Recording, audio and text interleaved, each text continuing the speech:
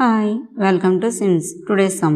60% of the population in Vyamavaram village are females.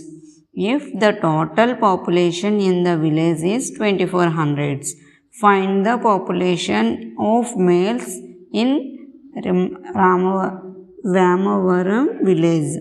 Here given question is 60% of the people in Vyamavaram village are females and the total population of the village.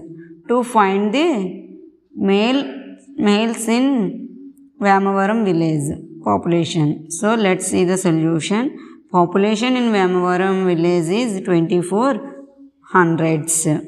60% of the population is equal to 60 by 100 into 2400. Here by 100 means percent.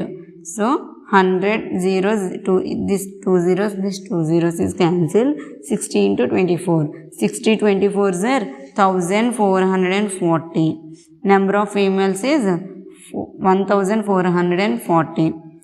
Then you find the number of males. So number of males is equal to total population minus number of females. Here total population is 2400 minus number of males is 1440.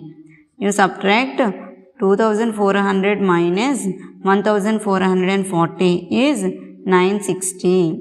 This is the number of males value. Number of males are 960 members. This is the solution.